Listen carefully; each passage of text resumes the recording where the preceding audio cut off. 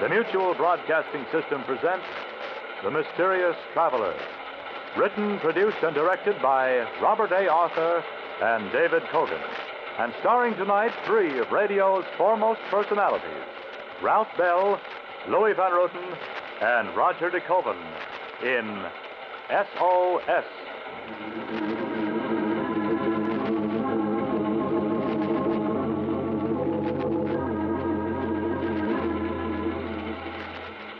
This is the Mysterious Traveler, inviting you to join me on another journey into the realm of the strange and the terrifying. I hope you will enjoy the trip, that it will thrill you a little and chill you a little. So settle back, get a good grip on your nerves, and be comfortable, if you can, as we join three enterprising men who are in a very dire predicament. It's a story I call S.O.S.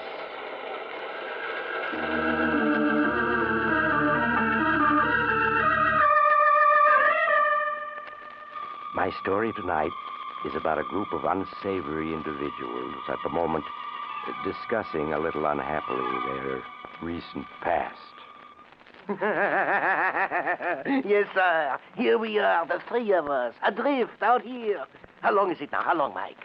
Let me alone. Ask Steve. He knows everything. Yeah, he sure does. Couldn't miss, he said. Couldn't miss. Still opportunities. You just had to recognize them. Isn't that what you said, Steve? Huh? Isn't that what you say? Shut up, Doc. Shut up. I've had enough of you. Look at him. Now he's going to turn on that automatic radio sender. Isn't that right, Shut up. Shut up. Do you really think someone's going to hear those signals? No, sir. We're adrift out here, but for good. You're wasting your time with that radio sender. No one's going to pick us up. Right,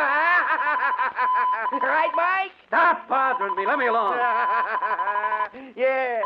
I can remember that day, Steve, when you first spilled the plan to us. Oh, you were the mastermind, all right. Remember, Steve, huh?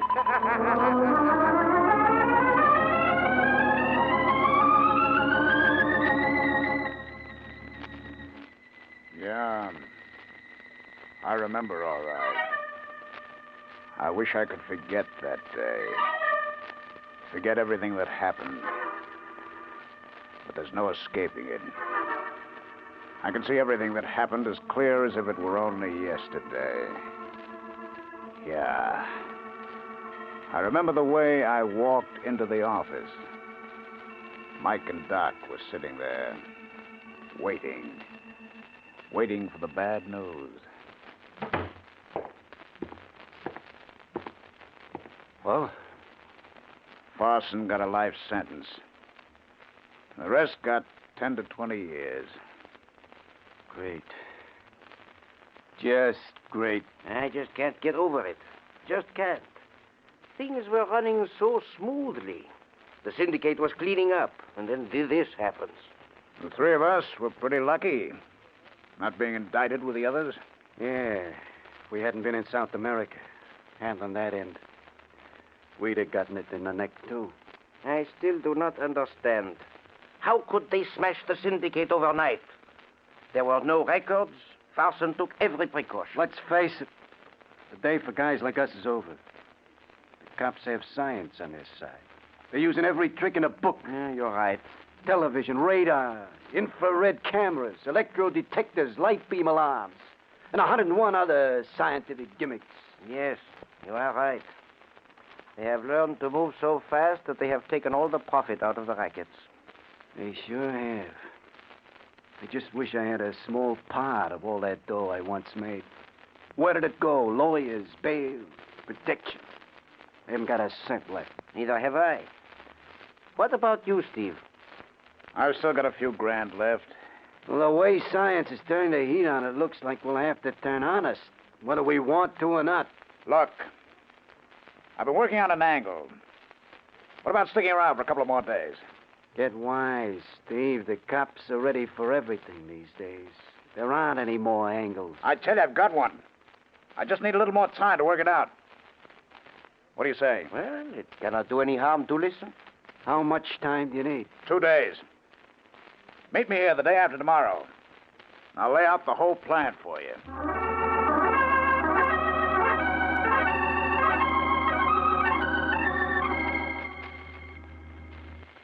Well, Steve, you still got an angle?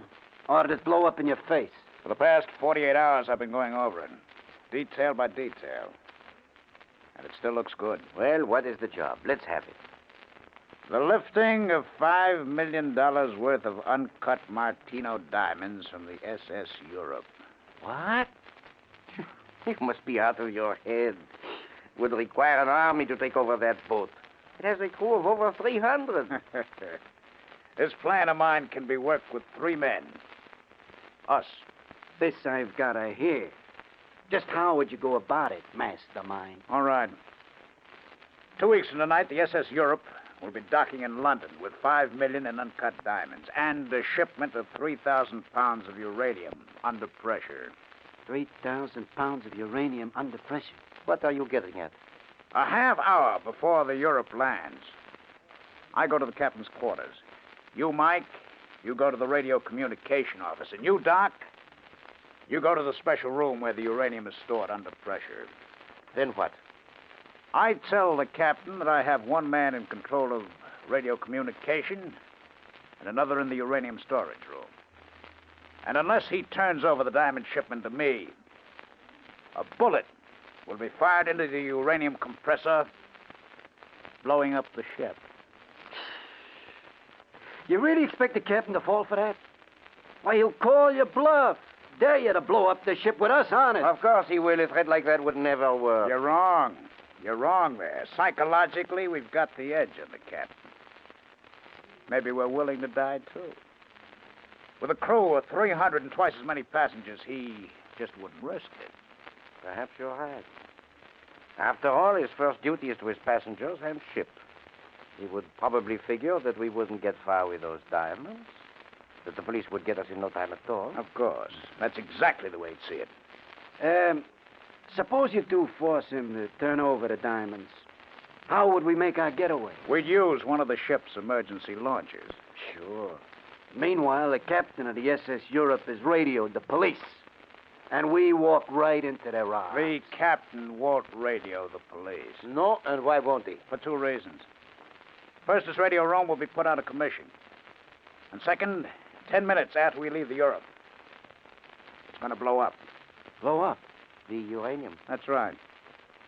There won't be a piece of the ship left or anyone to identify it. Uh-huh. 5 million in uncut diamonds, you say, huh? At least 5 million.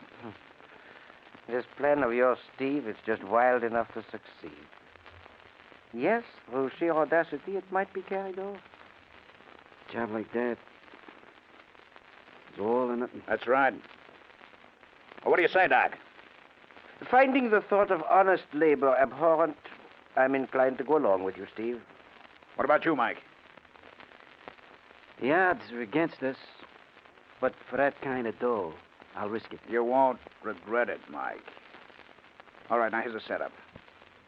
The day after tomorrow, the SS America is outward bound. We'll be on her when it leaves. You mean so that we can study the same layout that we'll find on the yacht? Yes, that's right. By the time we board the Europe for the return trip, we'll know every inch of the ship. Now, we'll have to work fast. I'll take care of getting us passports under assumed names. Doc, I want you to book passage for the 3 of us on the American. Mike, you take care.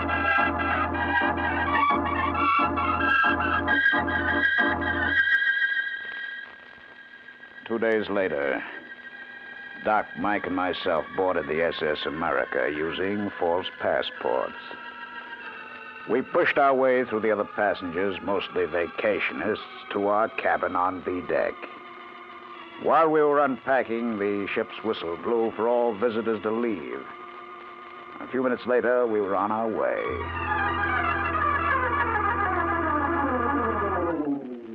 During the next 3 days, we covered the ship from one end to the other, taking pictures of the layout, learning the schedules of the crew. When we walked off after the 10-day trip, we knew everything there was to know about both liners.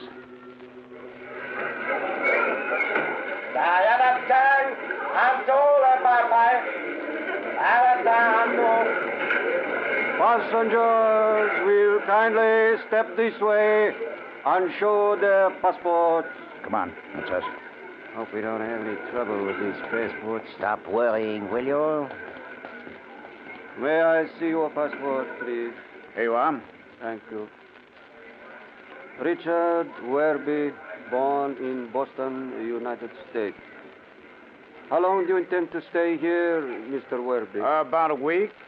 Have you ever been here before? No, this is my first visit. Our laws are quite different than those of your country. You will do well to study this booklet, which is issued by my government. Thank you, I will. Your passport is stamped. You may pass. Thank you. I trust you enjoy your stay with us. Next passenger.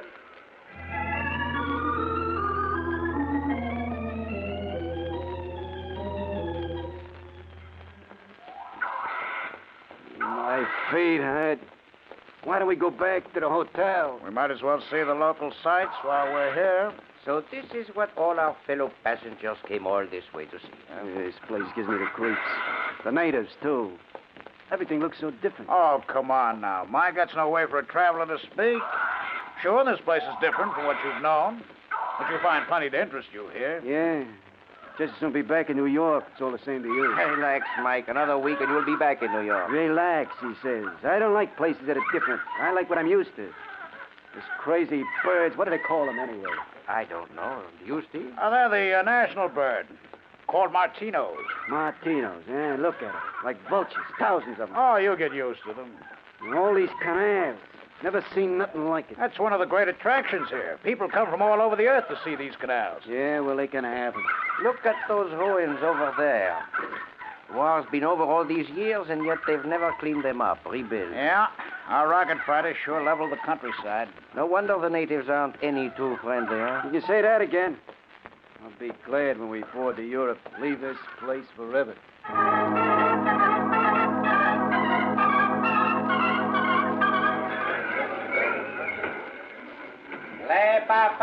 Le papato, da-da-tang, da-da-ta-le papa. You check all our luggage? Yes, I went through the motions of looking like an anxious tourist.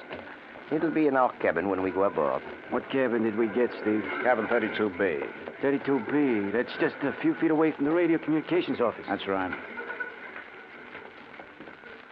Attention, please. Attention, please. All passengers bound for London will now board the S.S. Europe. Departure time is 0900. All passengers for London will please board the S.S. Europe. Come on. That's us. We followed the returning vacationists aboard, had our passports checked, and were shown to our cabin. It would be 10 days before we'd go into action, but already the three of us felt that sense of excitement that comes before a big job. And this would be a big job. The biggest ever.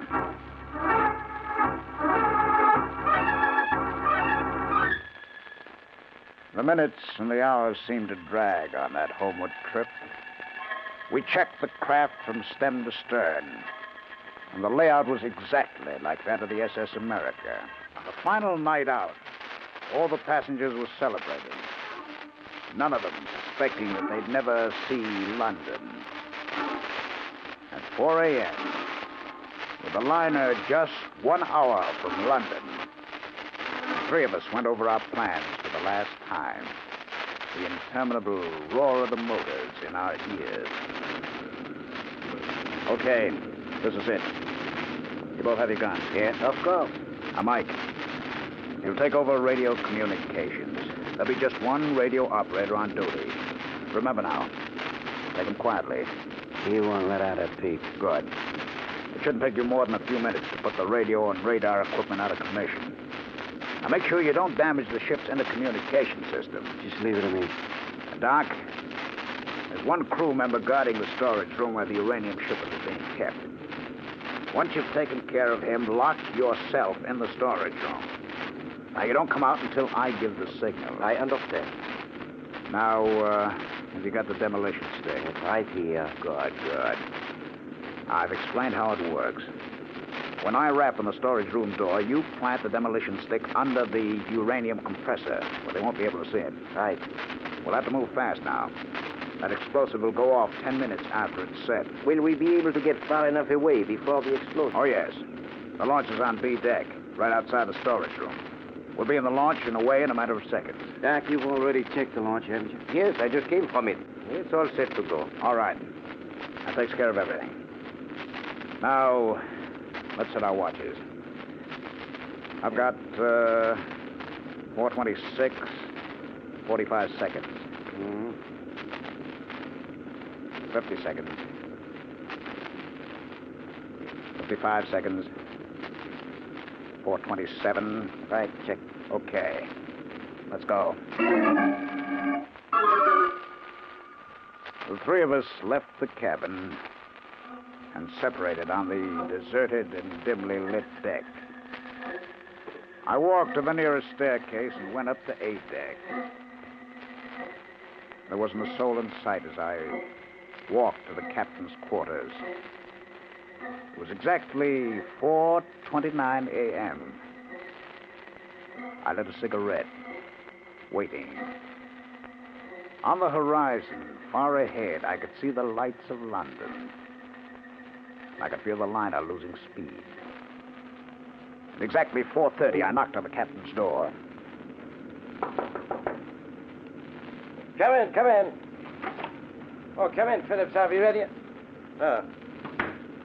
I thought it was Phillips, my first officer. No, Captain. I'm merely one of your passengers. I'm afraid you'll have to excuse me. I'm due in the control room. We'll be landing shortly. You'll have to hear me out Yes, first, but I've Captain. just told you.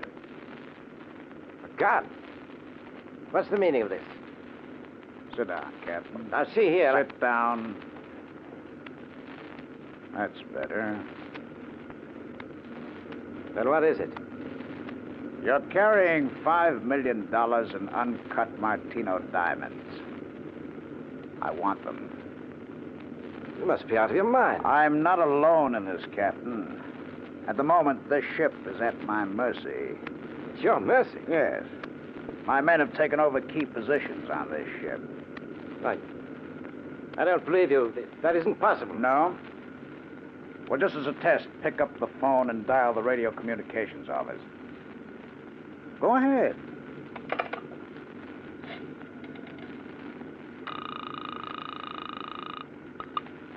Radio Communications Office. Who is this? It ain't one of your crew members, Captain. Let me have the phone. Hello, Mike. Yeah, Everything under control? couldn't be better. Good. I'll be talking to you. Maybe now you're beginning to realize that I'm not out of my head, Captain. You must be.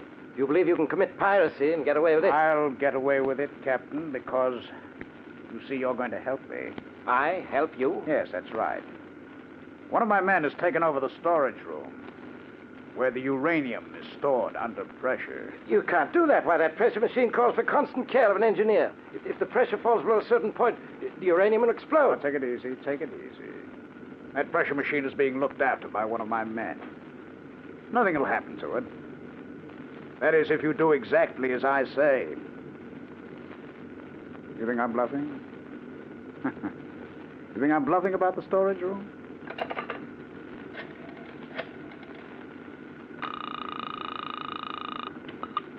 Storage room? Everything under control, Doc? Yes. The captain's here by the phone. Tell him what your orders are. I am to put a bullet in the pressure machine if I don't hear from you in 15 minutes. You heard what he said. Well? He's bluffing. If he put a bullet in the pressure machine, uranium would blow us all up. You and your men included. That's right. But you see, Captain, my men and I have nothing to lose. And you and the rest do. What do you mean? The authorities in London are waiting to arrest us. Murder. So, as I said, we have nothing to lose if we're forced to blow up the ship. Even if I turned the diamonds over to you, how would you get away? We take the launch on B deck. I see. You've got 13 minutes left, Captain, before my man fires that bullet. And believe me, he will. Seems I haven't any choice. None. The authorities will get you for this. Let me worry about that. You've got 12 minutes left. Now you're being sensible. First Officer Phillips speaking. Phillips, this is Captain Andrews. Yes, sir. I want you to go to the purser, have him turn over to you the consignment of uncut diamonds we're carrying. Bring them to my cabin. Sir, we'll be landing in less than... That's an order, Phillips. Yes, sir. We should be here with the diamonds in a matter of minutes. For your sake, I hope so, Captain. I hope so.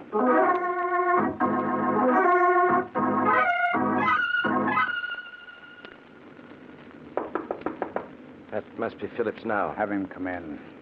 Come in. I have the diamonds here, sir. Turn them over to this man. But, sir... Do as I say. The safety of the ship and our passengers are at stake. Yes, sir. Thank you. You don't mind if I look them over? What's this all about, sir? Seems that after many centuries, piracy has returned. Piracy, sir. Yes. All right, I've checked them. Now, Captain, if you and your first officer will escort me to B deck. Very well. Come along, Phillips. Yes, sir. After you, gentlemen. Our first stop will be the radio communications office.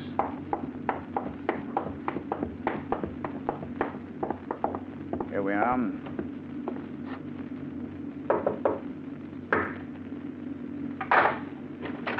Come on out on deck, Mike. Everything all right? Yes, stuff's in this box. All right, Captain. The next stop is the special storage room. Very well. Did you take care of the communications office, Mike? Yeah, they won't be sending out any messages. Good. Well, here we are, Captain. Doc? Doc? Why don't he answer? The door's locked. Open up, Doc. It's us. Dave, something's wrong. Yeah. Look, let's take the launch and blow out of here. It isn't our fault something happened to Doc. You're forgetting one thing. We need Doc. He's the only one of us who knows how to navigate that launch. Yeah. Come on, let's break down the door. Together now. Scum it. Once more. There does it. Sir, shall I try to slip away and sound the alarm? It won't be necessary, Phillips. There's Doc, lying on the floor in there. He's out cold. Let's get him out. Well, the air in here. I can't breathe. This place is full of gas. We better get out of here before we pass out. That gas must have gotten Doc. Phillips. Yes, sir. Disarm these two men. Have the third one on our guard taken out of the storage room when the gas disperses. Very good, sir.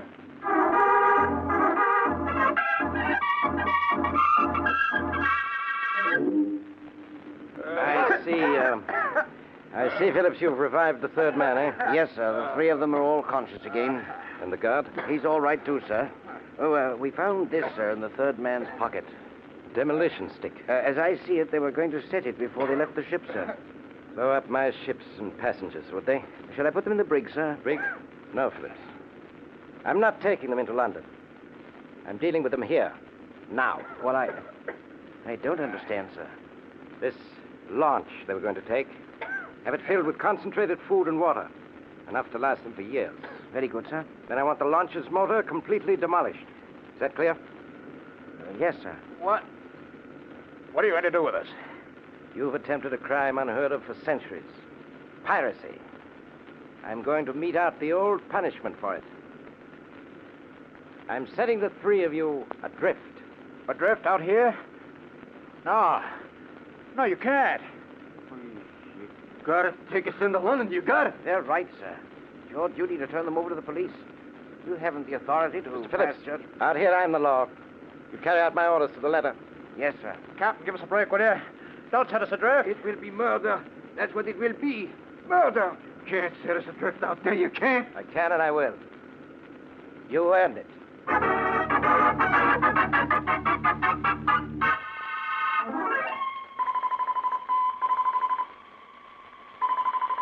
How long have we been adrift out here? 2 months? 3? I guess I lost track. A long way back. Out here, with nothing but the sky to look at. Black, empty sky, blazing with stars. Time loses all meaning. The automatic radio senders keep transmitting signals, but no one listens. No one listens. Yes, sir, Steve. Couldn't miss, could it? It couldn't miss, huh? You had everything covered, all right. All you missed was that automatic gas alarm they had in the storage Shut room. up, Doc, shut up. Yes, sir. When that guard failed to check in, I got a good dose of that gas. Just a small detail you overlooked. I said shut up. You think because you're sending out those signals, someone is going to pick us up, huh? They've got to pick us up. They've got You to. fool. We are drifting further from the Earth all the time. But they can't leave us drifting in space in this rocket launch. They can't. No? Why not? We are 100 million miles out and going further. And has anyone come after us yet? The Space Patrol.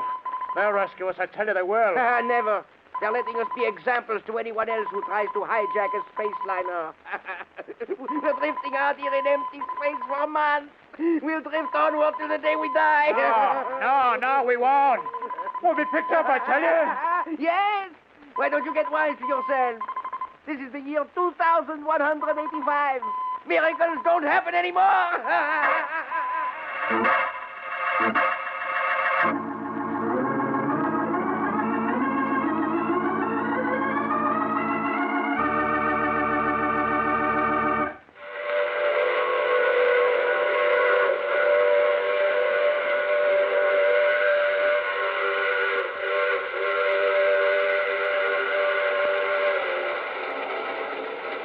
This is the mysterious traveler again.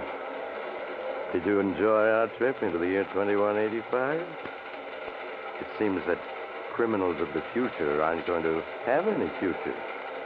Not with science pitted against them. Poor Steve, Mike, and Doc. Imagine being adrift in space in a disabled rocket launch and being completely ignored. Yes, it seems that not only doesn't crime pay today, but it's going to pay even less in the year 2185. Oh, but that reminds me of my story for next week, The Big Dive.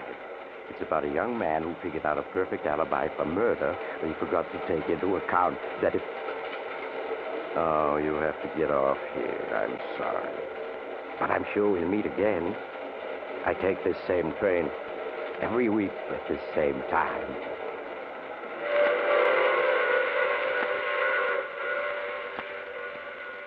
You have just heard The Mysterious Traveler, which is played by Maurice Tarplin. In the cast were Ralph Bell, Louis Van Ruten, and Roger DeKoven. Original music is composed and played by Al Finelli. All characters in tonight's story were fictitious, and any resemblance to the names of actual persons was purely coincidental. Frank Waldecker speaking.